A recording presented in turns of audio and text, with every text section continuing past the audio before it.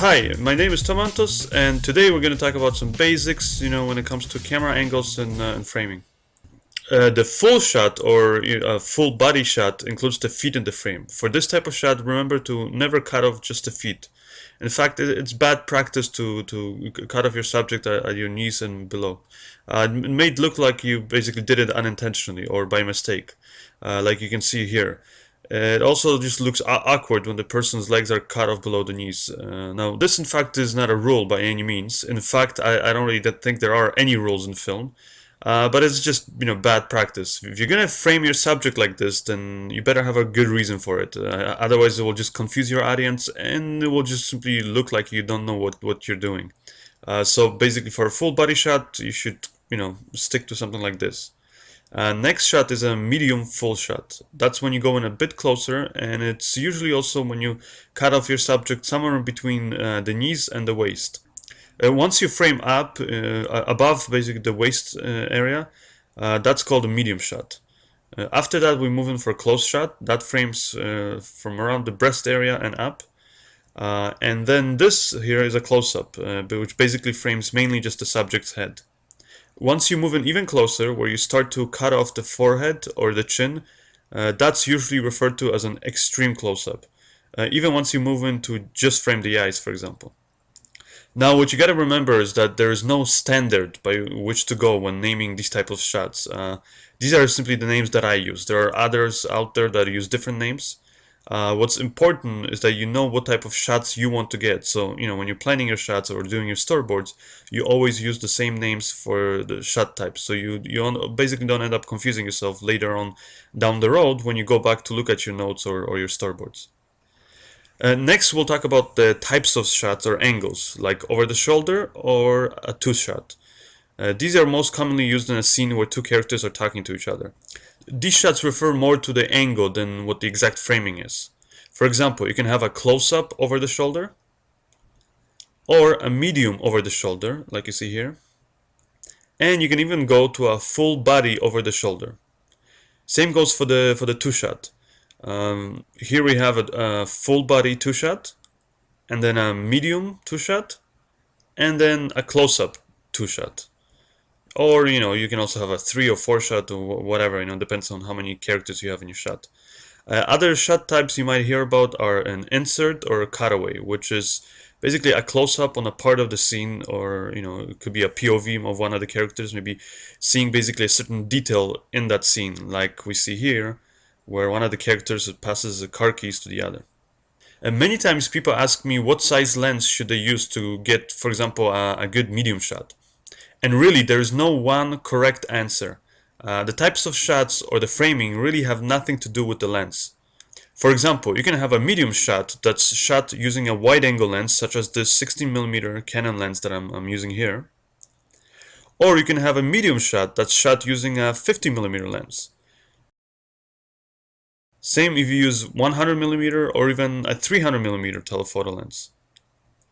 They all produce medium shots. But of course, each of those lenses gives that shot a different look and effect. The framing doesn't change, it's just the perspective. So remember that shot framing has nothing to do with the lens size. And the only way you'll ever really know what type of lens to use in your scenario is once you have a lot of experience going out there and filming. Just trying out different types of lenses and experimenting. Then, afterwards you should come home and compare what kind of effects you got using various lenses on different types of shots. Because there's virtually an infinite amount of effects that you can get when you're mixing up different types of framing, shot types, angles, and lenses. For example, let's take a close-up and do a few versions of it and see what kind of effects we can get. If we were to use a mid-size lens, such as this 50mm, then you would get something like this, an average type of kind of looking shot. But for example, if you're filming, let's say, a comedy and you wanted to show a person, in a funny way, then it might be better to go in real close and use a wide angle such as the 16mm lens, which will make your subject's features look a bit distorted or exaggerated. It's not actually the lens that makes your subject look that way, but your relative position to the subject. Basically, the closer you move to your subject, the more dramatic the perspective will be. But obviously, you gotta use a wide angle lens when shooting this close. Right now we're about 2 feet away from the subject. Now, if we were to use a 50mm lens at that same distance, then the perspective doesn't change, but the framing obviously will, because we're basically just zooming in. So all you end up seeing is this.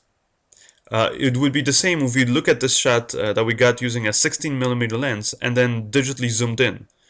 The only difference being that the depth of field would be the same as the 16mm lens, and of course we end up losing a lot of the resolution, which is why we use different lenses.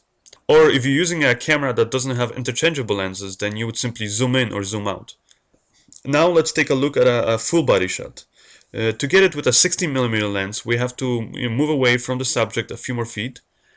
If you were to move away from your subject to about 250 feet, then this wide angle might be good if you're trying to get, let's say, a wide shot of the location, because your subject is so small that it's really hard to even see him.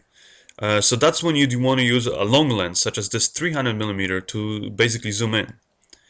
Now, when you're this far away, that's when the subjects will look more flat and less exaggerated, since you're seeing all the features from pretty much the same perspective.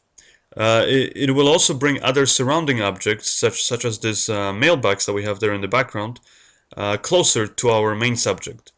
Whereas if we were, a bit closer and let's say using a 50mm lens, it looks like that mailbox is a lot further away. They're both the same types of shots, a full body shot, but what changes now is our relative position to the subject.